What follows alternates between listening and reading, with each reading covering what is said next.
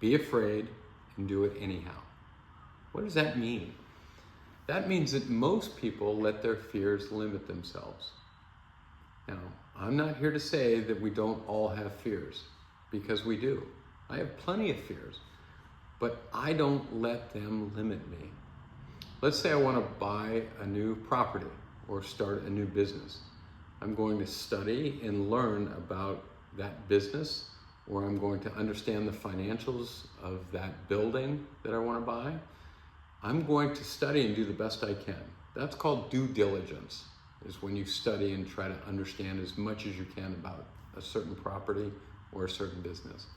But once I've done that, it's time to pull the trigger. It's time to say, because if everything checks out, it's time to say, all right, let's go. Whereas a lot of people, they don't do that. They just go, I still am scared, and so I'm not ready to pull the trigger. The way successful people do it is they study and try to understand as much as they can.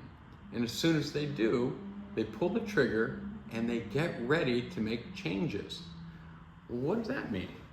Well, a friend of mine's a pilot. He flew for Delta for a bunch of years, and he told me something I couldn't believe.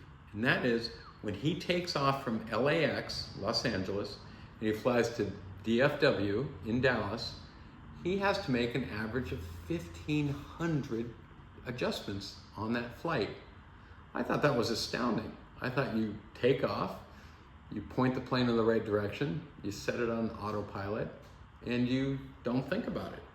But apparently, there's a tremendous amount you have to think about. You have to worry about wind speed. You have to worry about where there's turbulence. You have to worry about other planes. You have to worry about the rotation of the Earth. There's so many changes you have to make when you're flying an airplane.